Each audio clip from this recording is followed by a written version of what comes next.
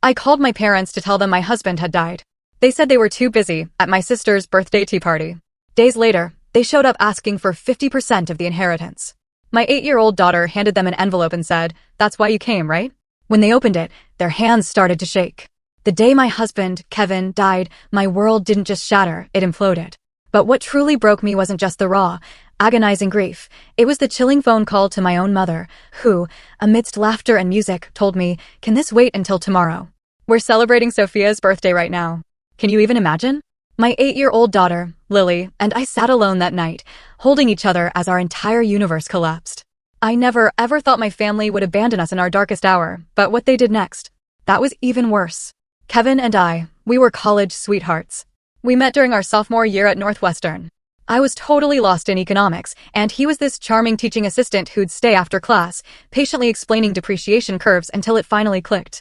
His patience, that was the first thing I fell for. Then came his infectious laugh, and the way his eyes crinkled at the corners when he smiled. We dated all through college, and he proposed on graduation day, hiding the ring right there in my diploma case. We married young, at 23, and everyone warned us to experience life first. But Kevin was my life. He was the person I wanted to experience everything with. After his MBA, Kevin landed this incredible job at a financial advisory firm in Chicago. He climbed the ladder fast, not just because he was brilliant with numbers, but because he was genuinely good with people. He cared. That combination? It made him exceptional. We spent 5 amazing years just being us, a couple, before we decided to try for a baby.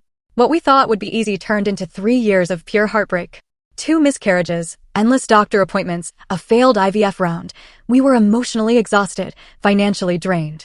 We just started talking about adoption when, out of nowhere, I got pregnant with Lily. That pregnancy was rough. I was on bed rest for the last 2 months, and Kevin, bless his heart, worked from home to take care of me. He'd bring me breakfast in bed, massage my swollen feet, even read pregnancy books aloud to me and our unborn daughter. When Lily finally arrived, Kevin cried harder than I did, holding her tiny body against his chest like she was made of glass. For 8 beautiful years, we were the family I'd always dreamed of. Kevin coached Lily's soccer team, even though he knew absolutely nothing about soccer. He'd watch YouTube tutorials at night after she went to bed, learning right alongside her. He never missed a school event, never missed a doctor's appointment. His calendar was color-coded with Lily's activities, by importance, you know? There were warning signs about his health, though, that we both just ignored. Occasional chest pains he'd blame on stress, shortness of breath he'd say was because he was out of shape. The doctor said his slightly elevated blood pressure was normal for a man approaching 40 with a high-pressure job. Take some aspirin, exercise more, cut back on sodium, standard advice we took way too casually. The morning it happened started like any other Tuesday. Kevin made pancakes shaped like dinosaurs while I packed Lily's lunch. He kissed us both goodbye, promised to be home early for Lily's school art show, and headed to work. His last words to me were, "Don't forget to pick up more maple syrup, the real stuff, not that corn syrup garbage." Such a mundane final conversation. At 10:47 a.m., my phone rang. It was Amanda, Kevin's assistant. Her voice was shaking so badly I could barely understand her. "Rachel, Kevin collapsed during a client meeting. The ambulance is here. They're taking him to Northwestern Memorial." I remember dropping my coffee mug. The sound of ceramic shattering on tile still echoes in my memory. I called our neighbor, Ellen, to pick up Lily from school, then I just drove to the hospital, breaking every speed limit. I prayed the entire way, bargaining with God in desperate whispers. But I was too late. Kevin was pronounced dead at 11:23 a.m., just minutes before I arrived. Massive heart attack, they said. Nothing could have been done, they assured me, as if that made it better somehow. Seeing Kevin's body was surreal. He looked like he was sleeping, except for the unnatural stillness of his chest. His skin was still warm when I touched his face. I kept expecting him to open his eyes, to smile, and tell me this was all a terrible mistake. The next few hours passed in a blur of paperwork and phone calls. The funeral home needed decisions I wasn't prepared to make. Cremation or burial? What kind of service? Did he have a favorite suit? Questions that seemed impossible to answer when all I wanted to do was crawl into bed with my husband one last time. The hardest part, though, was driving home, knowing I had to tell Lily that her father was never coming back. How do you explain death to an 8-year-old? How do you tell her that the daddy who made dinosaur pancakes that morning was gone forever? Telling Lily about her father was the most difficult moment of my life. When she got into my car after school, she immediately sensed something was wrong. "Where's Daddy?" "He promised to come to my art show tonight," she said, her backpack clutched in her small hands. I pulled over to the side of the road because I couldn't focus on driving. Turning to face her, I took her hands in mine. Lily, something very sad happened today. Daddy got very sick at work and his heart stopped working. Her face scrunched in confusion. Can the doctors fix it? The innocent hope in her question broke something inside me. No, sweetie. When someone's heart stops working completely, the doctors can't fix it. Daddy died today. She stared at me for what felt like an eternity, her blue eyes, so much like Kevin's, processing this incomprehensible information. Then she asked, does that mean Daddy isn't coming home ever? When I nodded, unable to speak through my tears, she let out a wail that didn't sound human. It was primal, the pure sound of a child's heart breaking. She threw herself into my arms, her small body shaking with sobs. I want Daddy. Please, I want my daddy. There was nothing I could do but hold her and cry with her, parked on the side of the road as life continued all around us, oblivious to our shattered world. That evening, after I'd finally gotten Lily to sleep in my bed, clutching Kevin's unwashed t-shirt for comfort, the full weight of my loss hit me. I sat on the bathroom floor, door closed so Lily wouldn't hear, and broke down completely. The physical pain of grief was overwhelming, like being repeatedly punched in the chest. I couldn't breathe. I couldn't think. I needed my mom and dad. With shaking hands, I called my parents. They'd been married for 40 years, had weathered losses together. Surely they would know what to say, how to help me through this impossible time. My mother answered on the 5th ring. The sound of laughter and music was blaring in the background. Rachel, can I call you back? We're in the middle of Sophia's birthday dinner. Mom, I choked out, barely able to form words through my sobs. Kevin died this morning. He had a heart attack at work. He's gone. There was a pause, and I heard her cover the phone and say something to someone else. When she returned, her voice was slightly more somber, but still distracted. Oh my goodness, that's terrible. Are you sure? Maybe there's been a mistake. I saw his body, Mom. There's no mistake. The fact that I had to convince my own mother that my husband was actually dead felt like another trauma on top of everything else. Well, this is quite a shock, but sweetie, we're in the middle of Sophia's 40th birthday celebration. Everyone's here. We've got the caterers. Can you manage tonight and we'll come by tomorrow when things settle down? I couldn't believe what I was hearing. My sister's birthday party took precedence over her son-in-law's death, over her daughter and granddaughter's acute grief. My father got on the phone then. Rachel, this is awful news. Was Kevin's life insurance policy up to date? You know, you should call the company first thing tomorrow. Not, I'm coming right over. Not, what can we do to help? But a question about life insurance while my husband's body was barely cold. I can't believe this is your response, I said, my voice hollow. My husband just died. Lily lost her father, and you're at a party. Now, Rachel, my father said in that condescending tone he'd used throughout my childhood, Sophia has been planning this milestone birthday for months. Everyone took time off work to be here. We can't just walk out. Be reasonable. Reasonable, as if grief followed any rules of reason. Forget I called, I said, and hung up. Within minutes, my phone was flooded with text messages from friends who had somehow heard the news. Kevin's college roommate, Brian, my colleague, Jennifer, even my old high school friend, Taylor, who I hadn't spoken to in years, all offering condolences, asking what they could do to help. Strangers showed more compassion than my own family. My neighbor, Ellen, came over with a casserole and sat with me at the kitchen table as I tried to make a list of people to notify. She offered to stay the night, but I declined. I needed to be alone with Lily, to start figuring out how we would navigate this new, terrifying reality without Kevin. That first night was endless.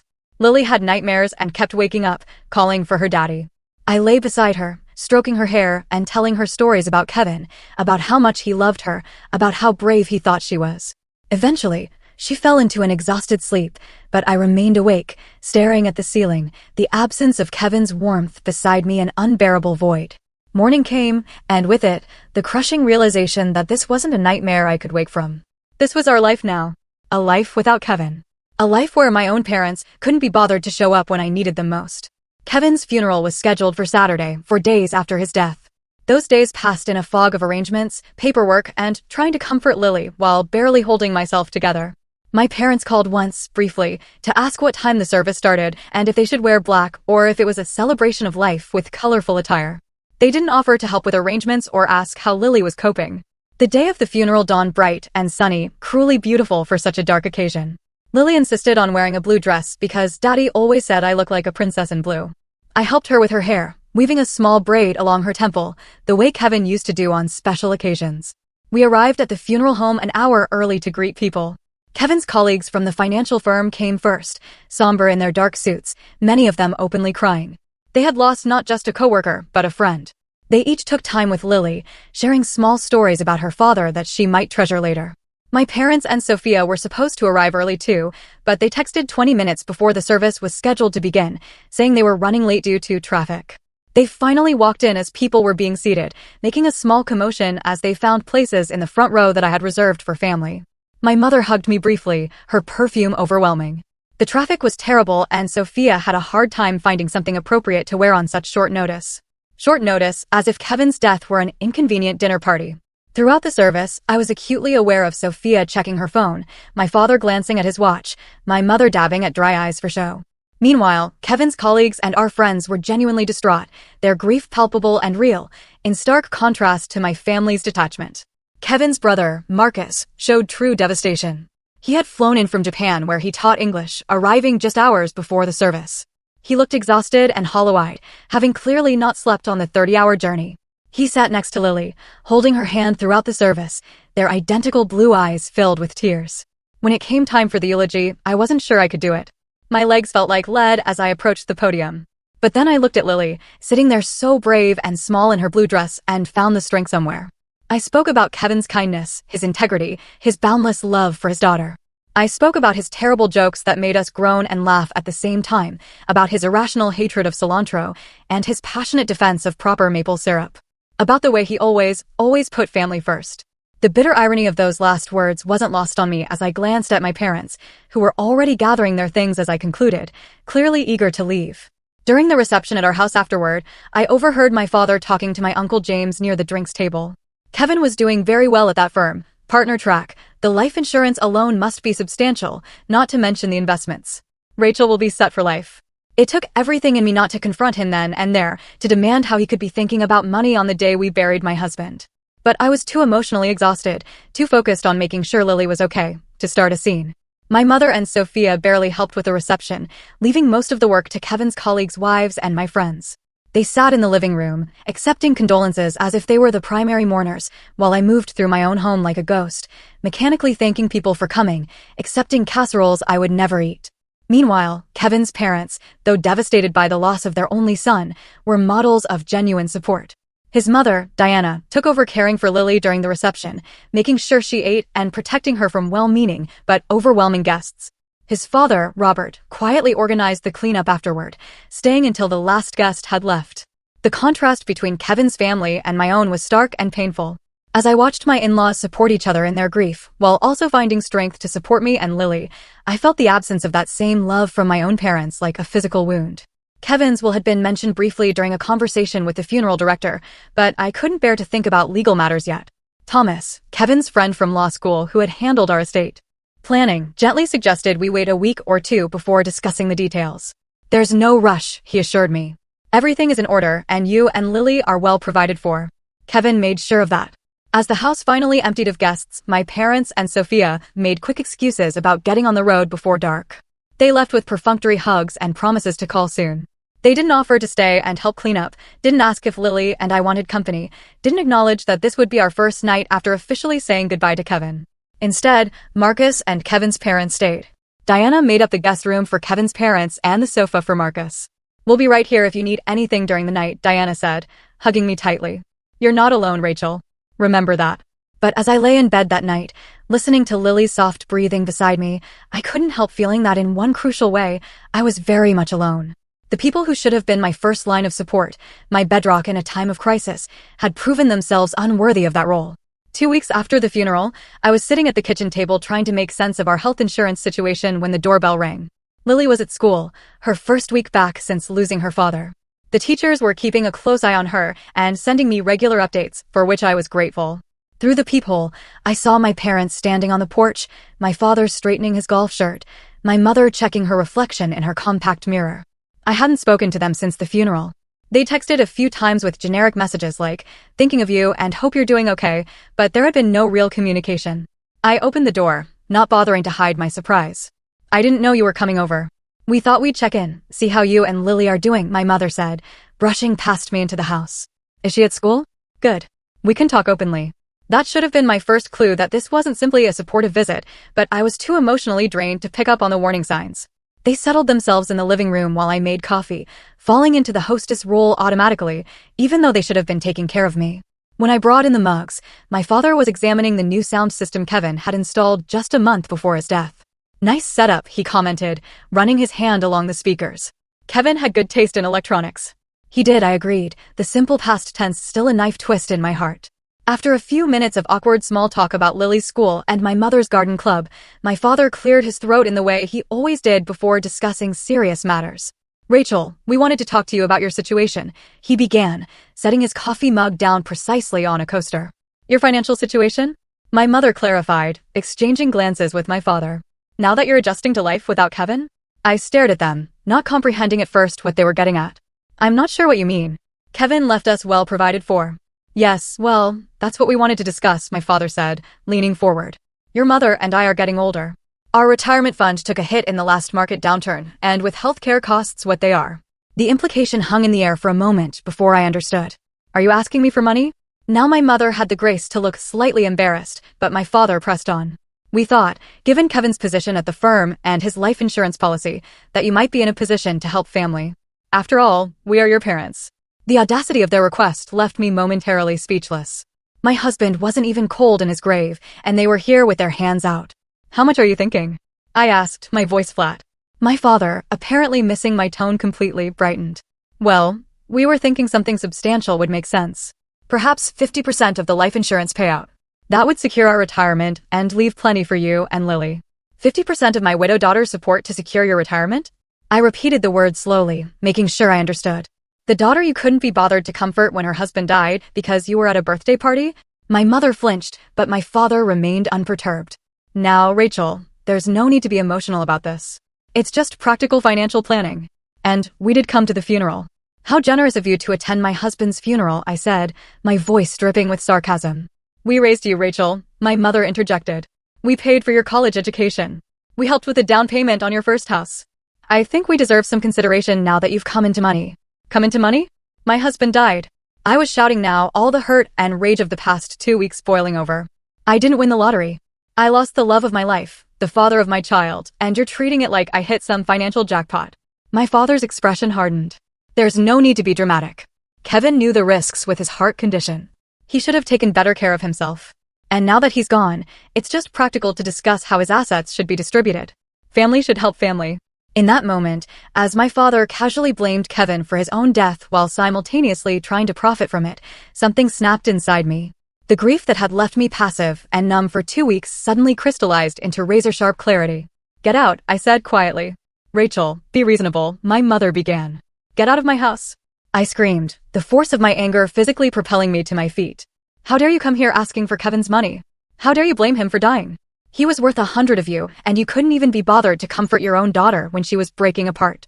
My parents looked genuinely shocked at my outburst. They had never seen me truly angry before, having raised me to be accommodating, to avoid conflict, to be the good daughter, while Sophia got to be the demanding one. "We're only asking for what's fair," my father said stiffly, standing up. "We're your parents, Rachel. We deserve respect." "Respect is earned," I replied, my voice shaking. "And you've earned none. Now get out before Lily comes home, and here's what kind of people her grandparents really are." They left in a huff, my mother making noises about me being ungrateful and my father muttering about reconsidering our relationship. I closed the door behind them and sank to the floor, trembling with rage and hurt. Later that afternoon, when I picked Lily up from school, she seemed more withdrawn than usual. In the car, she finally spoke up. "Mommy, why were Grandma and Grandpa at our house today?" My heart sank. "Did you see them?" She nodded. "Mrs. Wilson let me go to the bathroom during math, and I saw their car from the school window." "Did they bring something for us?" The innocent question broke my heart anew. "No, sweetie. They just came to talk to me about some grown-up things." "Did they ask about Daddy's money?" she asked, surprising me with her perception. "What makes you say that?" Lily looked down at her hands. "I heard Grandpa at the funeral telling Uncle James that we would get lots of money because Daddy died. Is that true?" That my 8-year-old daughter had overheard such a conversation made me physically ill. "Lily, your daddy made sure we would be taken care of, yes. But money doesn't make up for not having him here with us." She nodded sagely. "I would give all the money in the world to have Daddy back." "Me too, baby," I whispered. "Me too." That night, I called Marcus, who had returned to Japan but was planning to come back for an extended stay during his summer break to help us adjust. I told him about my parents' visit and their demand. Are you kidding me? He exploded. They want half of Kevin's life insurance? That's insane, Rachel. I know, I said. I still can't believe they actually asked. But I'm worried they might not let it go. My father can be very stubborn when he thinks he deserves something. Marcus was quiet for a moment. Kevin talked to me about his financial planning, you know. He was very thorough, wanted to make sure Lily would be taken care of through college and beyond if anything happened to him. He would be furious about your parents trying to take that security away from her. I know, I said softly, the familiar ache of missing Kevin intensifying. I think I need to talk to Thomas about the legal situation, just to be prepared. That's a good idea, Marcus agreed. And Rachel, don't let them manipulate you. Kevin protected you and Lily for a reason. The next day, I met with Thomas at his office. He was sympathetic, but not surprised by my parents' behavior. Unfortunately, I see this kind of thing more often than you'd think, he said, reviewing Kevin's will and insurance documents. But I can assure you everything is airtight. Kevin designated you as the sole beneficiary of his life insurance and retirement accounts. Your parents have absolutely no legal claim to any of it. Could they contest the will? I asked, worried. Thomas shook his head. The will is clear and properly executed. And even if they tried, they have no grounds. Kevin was of sound mind, and parents have no automatic right to inherit from adult children, especially when there's a spouse and child. That reassurance should have made me feel better, but as I left Thomas's office, my phone buzzed with a string of text messages from my parents and, surprisingly, from Sophia. From my father, we need to discuss this situation like adults. Call me. From my mother, I raised you better than this, Rachel. Family comes first. From Sophia, you've always been selfish, but this is low even for you. Mom and Dad deserve better. The hypocrisy of Sophia, who had barely looked up from her phone during Kevin's funeral, accusing me of being selfish, was almost laughable. Almost, if it weren't so painful. That evening, as Lily and I were eating dinner, my father called. When I didn't answer, he left a voicemail demanding a family meeting at their house on Sunday afternoon. This concerns all of us, Rachel. Be there at 2. Bring Lily. I set the phone down, my appetite gone.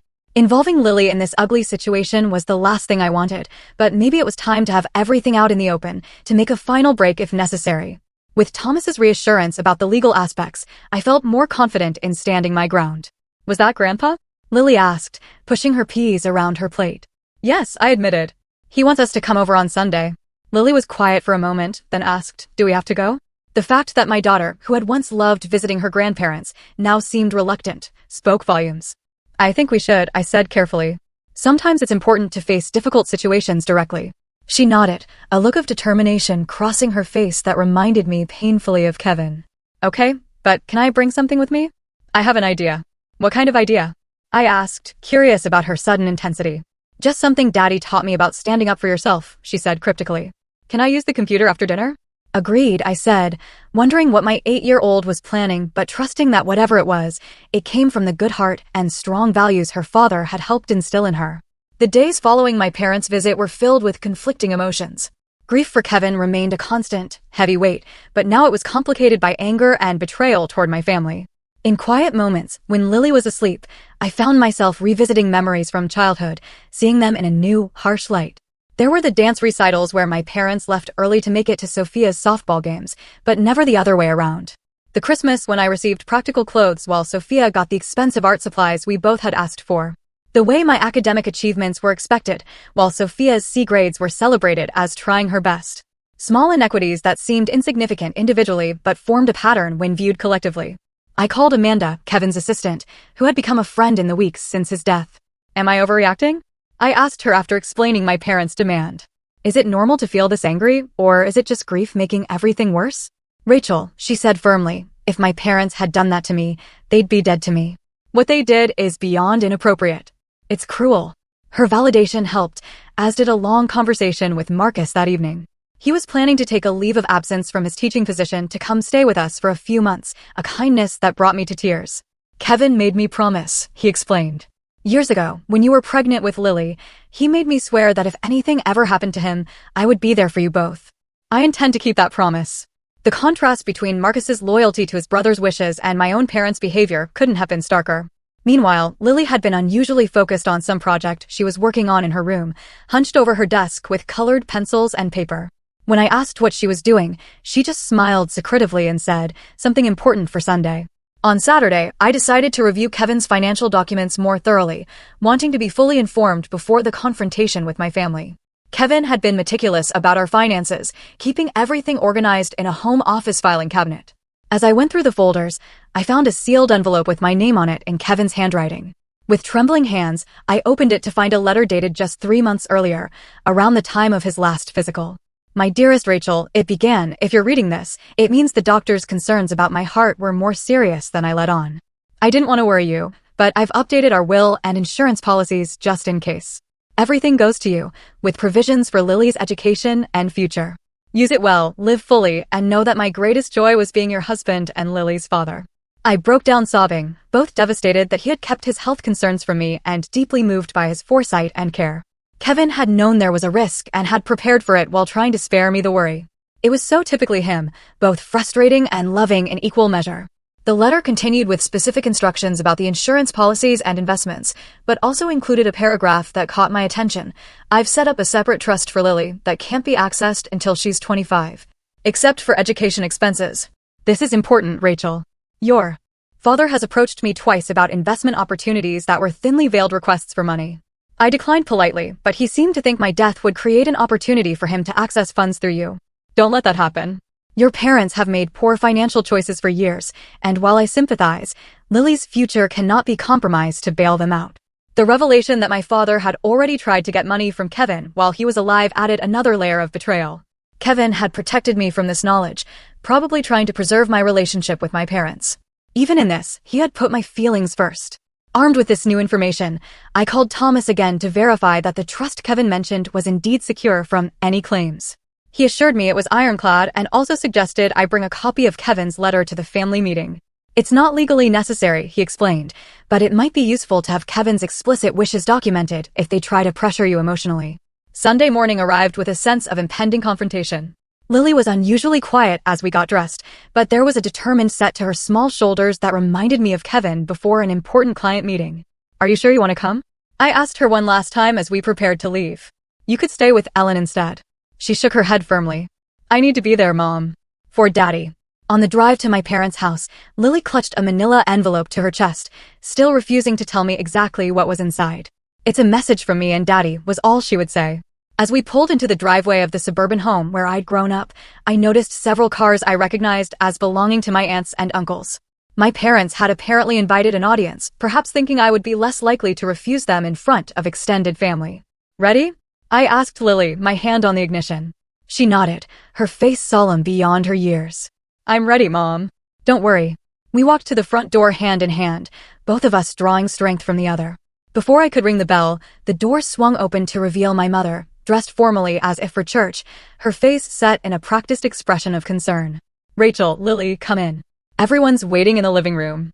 We followed her through the familiar hallway into the large living room where I'd spent countless childhood Christmases and birthdays. Now it felt like walking into an ambush.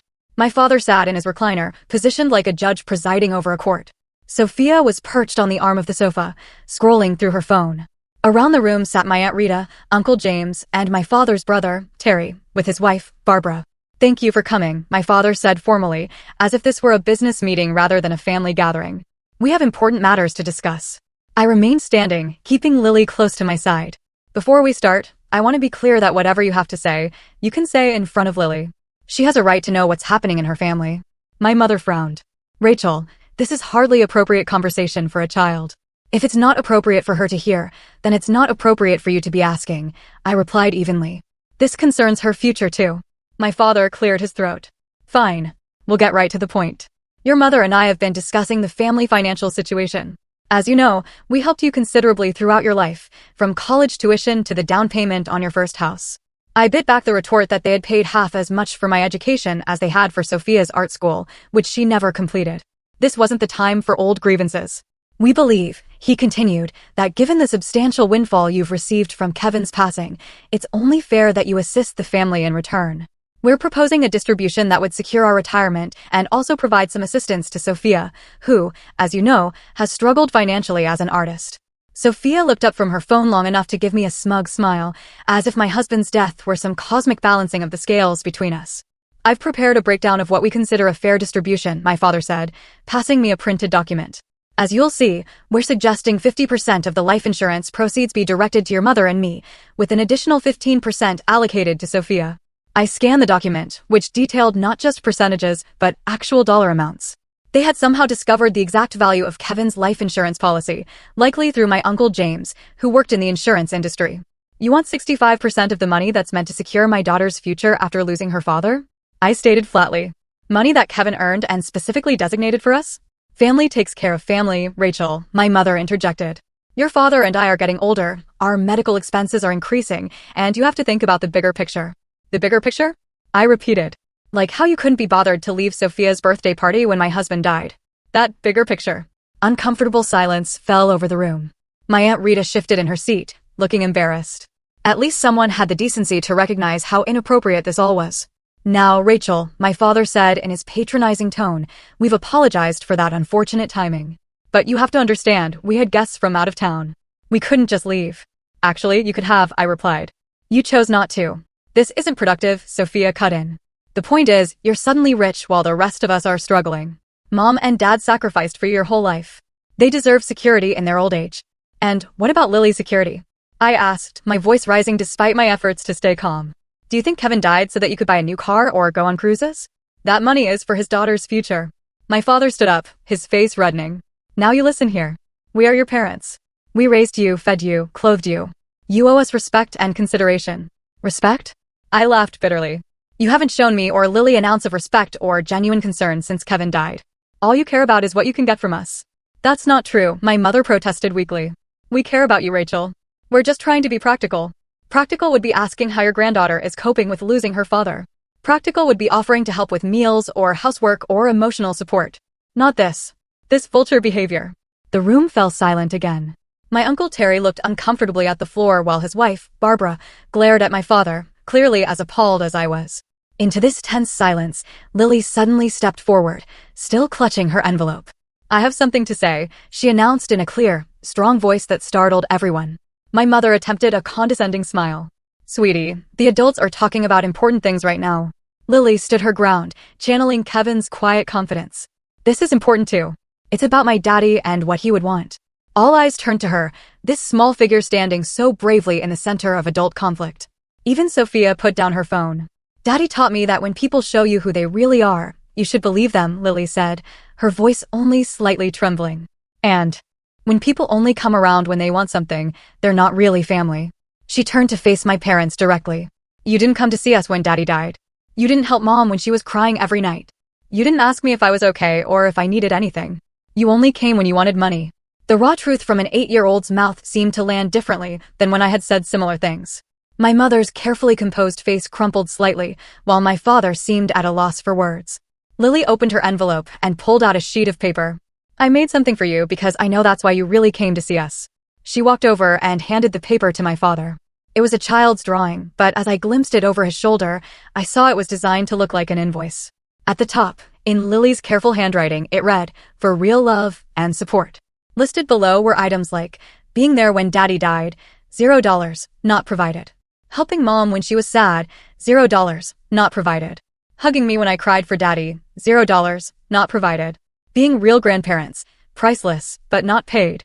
At the bottom was a total, $0. That's why you came, right? For money? This is what you earned. The silence in the room was absolute. My father's hands trembled as he held the paper. My mother began to cry, whether from shame or manipulation, I couldn't tell. Sophia stared at Lily with an expression of shock, as if seeing her niece for the first time. I think we're done here, I said quietly, taking Lily's hand. Don't contact us again unless it's to apologize and show genuine change. Lily deserves better grandparents than you've been, and I deserve better parents. As we walked out, leaving my stunned family behind, I felt a strange mixture of sorrow and liberation. We had lost more than Kevin. We had lost the illusion of a supportive extended family. But in that loss, there was also clarity and the freedom to rebuild our lives without toxic obligations.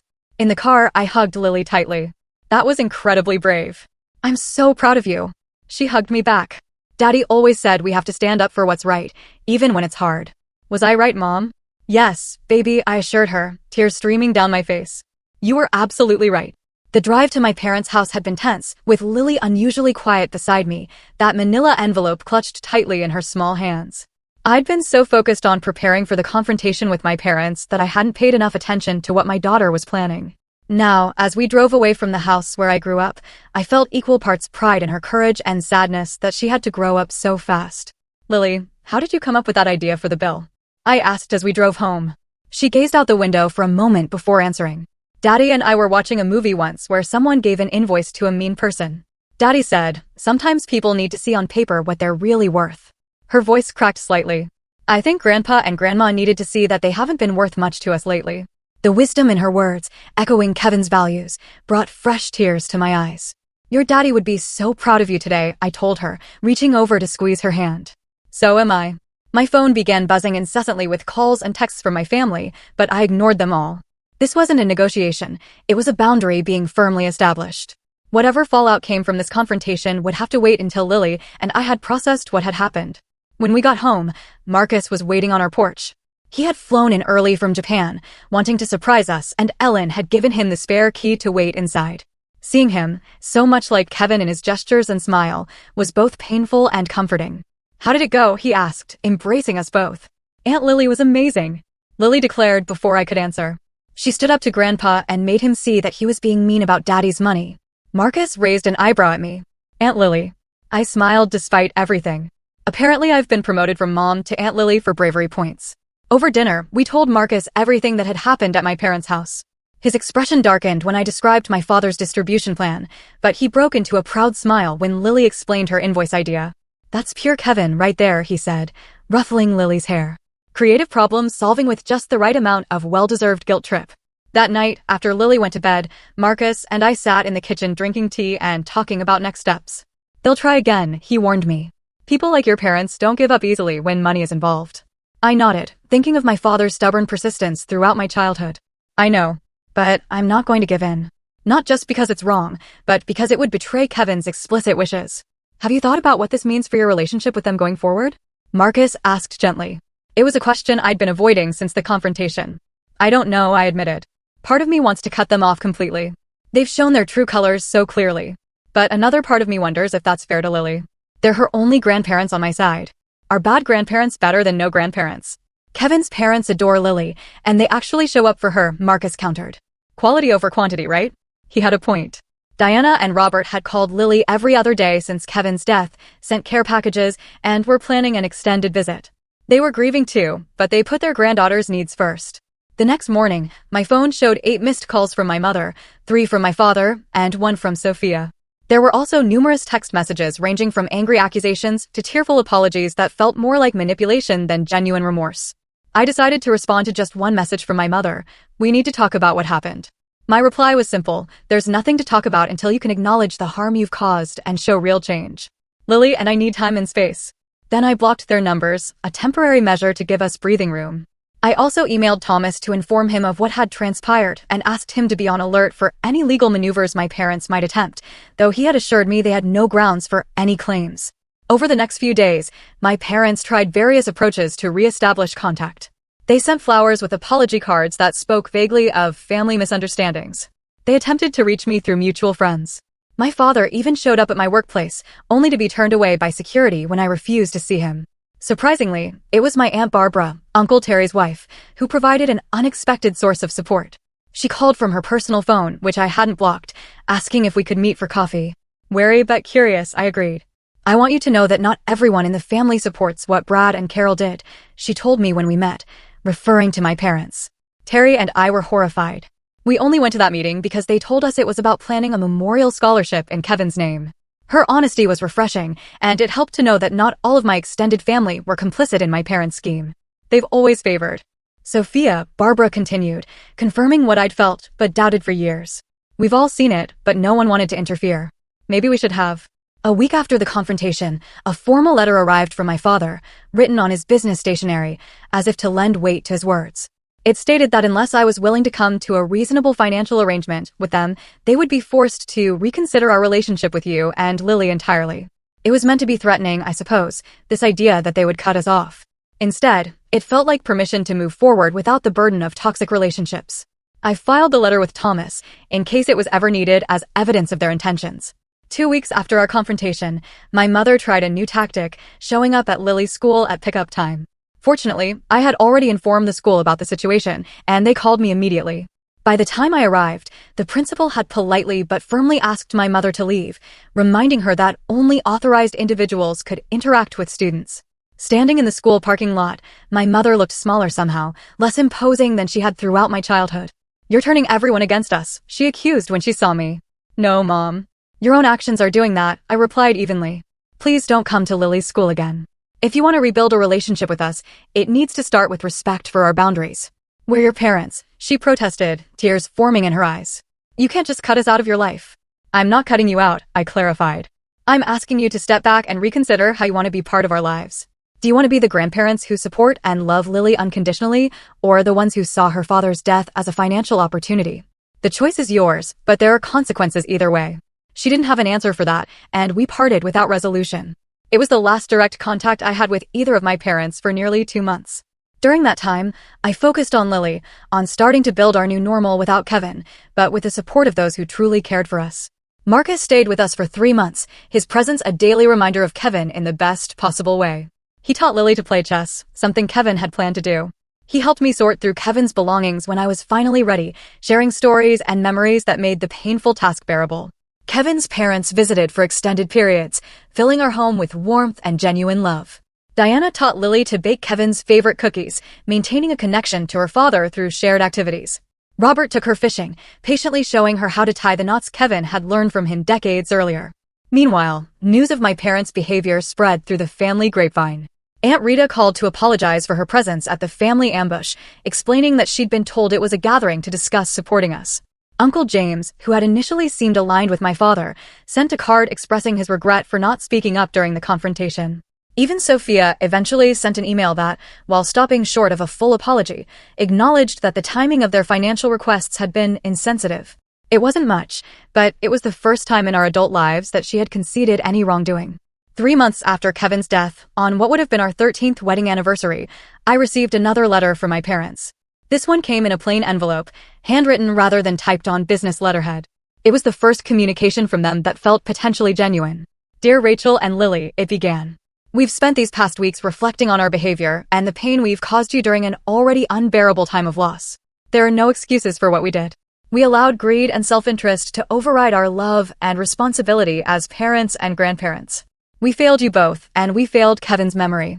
The letter continued with specific acknowledgments of their actions, from missing the funeral to the attempted financial grab, without the vague language of their previous apologies.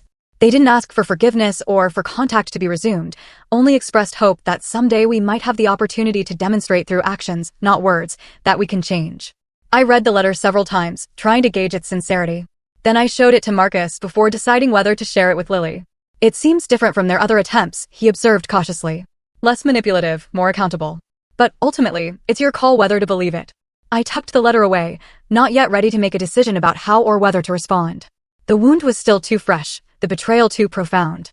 Time would tell if their remorse was genuine or just another strategy. For now, Lily and I were focusing on healing, on building our life without Kevin, but with his values and love as our foundation. Whatever happened with my parents would be determined by their actions going forward, not by promises or apologies, however well-crafted. As Marcus prepared to return to Japan, with plans to visit again soon, he helped me organize a memorial gathering on Kevin's birthday. Unlike the funeral, which had been somber and formal, this was a celebration of Kevin's life, held in our backyard with his favorite barbecue food and music. Friends and colleagues shared funny stories about Kevin. His parents brought photo albums from his childhood. Lily presented a memory book she had created, filled with ticket stubs, notes, and mementos of activities with her father. Notably absent were my parents and Sophia, who had not been invited. It was a boundary I needed to maintain for now, creating a safe space for grief and remembrance without the tension their presence would bring. As the gathering wound down and guests began to leave, Lily tugged at my sleeve. "Mom, can we invite Grandma and Grandpa next time?" she asked quietly. "Which grandparents, sweetie?" I asked, though I knew who she meant. "Mom's parents," she clarified. "The ones who asked for money. I think Daddy would want us to give them another chance if they're really sorry."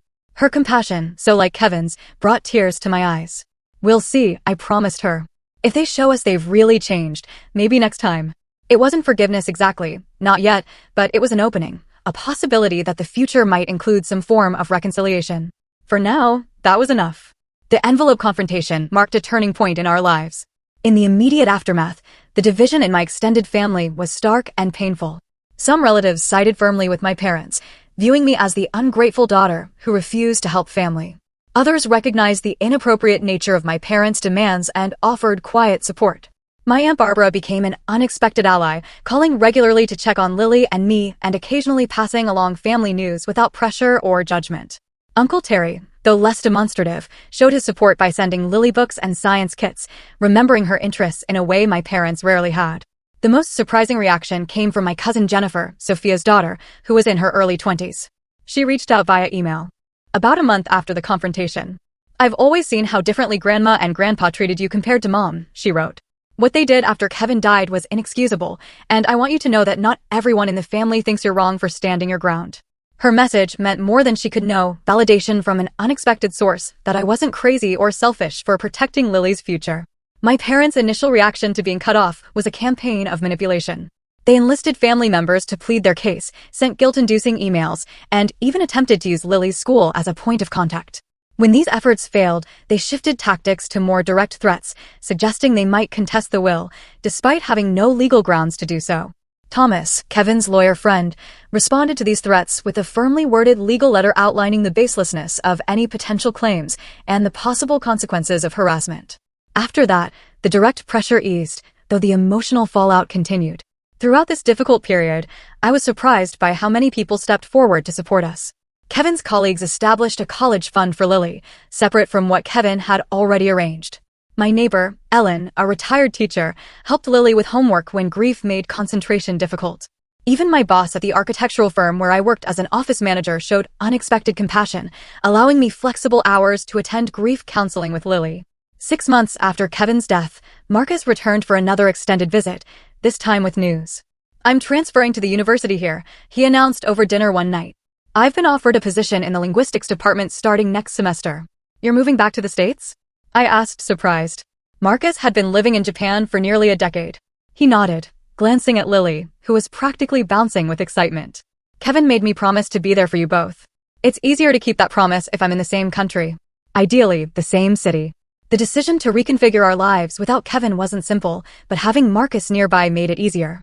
He didn't try to replace his brother, but his presence kept Kevin's memory alive for Lily in countless small ways, from the same quirky sense of humor to shared mannerisms that sometimes caught me off guard.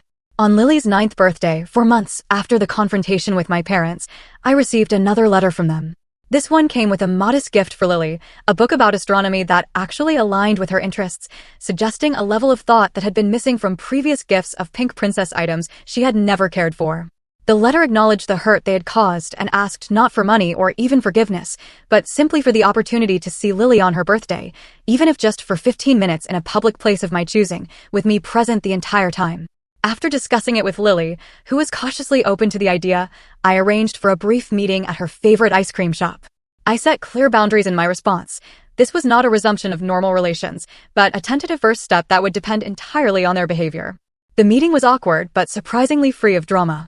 My parents seemed genuinely chastened, focusing entirely on Lily, asking appropriate questions about school and her interests without bringing up money, the past conflict, or making demands. They had clearly rehearsed their approach, but the effort itself showed a willingness to change that I hadn't expected. As we were leaving, my father asked quietly, "Could we possibly do this again sometime? Maybe next month?" It was the lack of entitlement in his request, the understanding that access to his granddaughter was a privilege to be earned rather than a right to be demanded, that made me consider it. "We'll see," I replied. "I'll let you know." That tentative beginning led to carefully structured, occasional visits over the next few months. My parents remained on probation, so to speak, but they consistently respected the boundaries I established. They never mentioned money again, never tried to see Lily without my permission, and gradually demonstrated through actions rather than words that they understood the damage they had done. A year after Kevin's death, we held a memorial service on the anniversary. Unlike the confrontation several months earlier, I chose to invite my parents, making it clear that this was a significant test of their commitment to rebuilding our relationship. To my relief, they came, appropriately somber and supportive, bringing a photo album of Kevin at family gatherings that I hadn't even known existed. They stayed in the background, not making the day about them or their relationship with me, but simply honoring Kevin's memory alongside everyone else who had loved him. After the service, my mother approached me cautiously. "We've been seeing a family therapist," she confessed, "trying to understand where we went so wrong." Not just after Kevin died, but throughout your life. It's been illuminating. It wasn't an overnight transformation, and there were still awkward moments and old patterns that emerged occasionally, but the effort was consistent, and over time, a new relationship began to take shape, one based on mutual respect rather than obligation or expectation. Sophia took longer to come around. Her initial reaction to being cut off from access to Kevin's money was anger and resentment, manifesting in nasty social media posts and attempts to turn family members against me. But as our parents gradually reformed their behavior, her position became increasingly untenable. Eventually, after nearly a year of minimal contact, she reached out with a genuine apology. "I've been jealous of you my whole life," she admitted during a tense coffee meeting. "You were always the smart one, the responsible one. When Kevin died and left you financially secure, it just amplified every insecurity I've ever had. It doesn't excuse what I did, but I want you to know I'm working on it." It was perhaps the most honest conversation we'd ever had as sisters. It didn't immediately repair our relationship, but it opened a door to the possibility of a healthier connection in the future. As for Lily and me, the journey through grief was ongoing, but evolving. The sharp, constant pain of early loss gradually transformed into something more manageable, a sadness that could coexist with moments of joy and hope. Lily still had nights when she cried for her father, but she also had days filled with laughter and normal 9-year-old concerns. With Thomas's help, I established a foundation in Kevin's name that provided financial education for underserved communities, something he had been passionate about. Running the foundation gave me purpose beyond surviving day-to-day and connected me with people who shared Kevin's values. On the second anniversary of Kevin's death, I took Lily to his favorite spot by the lake. We sat on a bench, watching the water, remembering him together.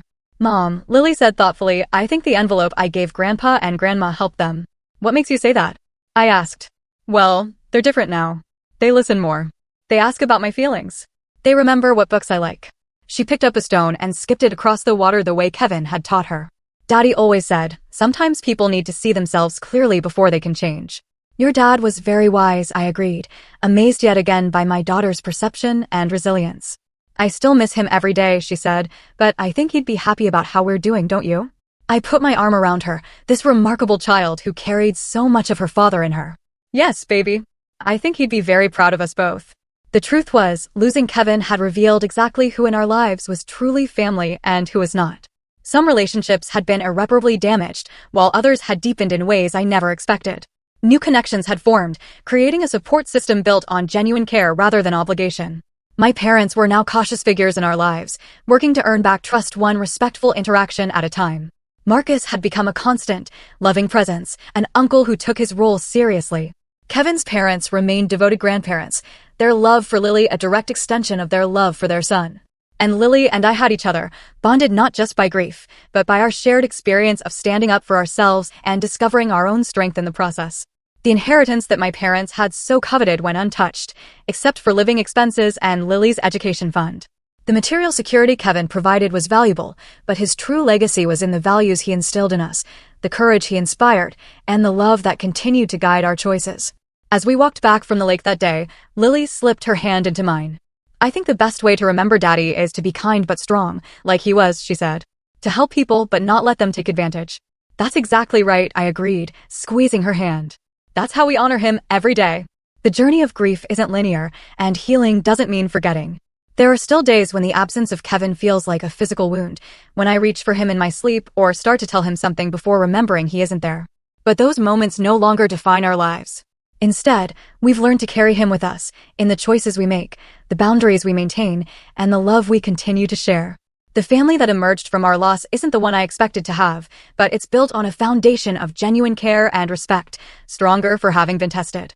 If you've ever experienced family betrayal during grief, or had to stand up for yourself against those who should have supported you, I hope our story reminds you that you're not alone. Sometimes the most difficult boundaries to establish are with the people we've been taught all our lives to accommodate. But protecting yourself and those who depend on you isn't selfish, it's necessary.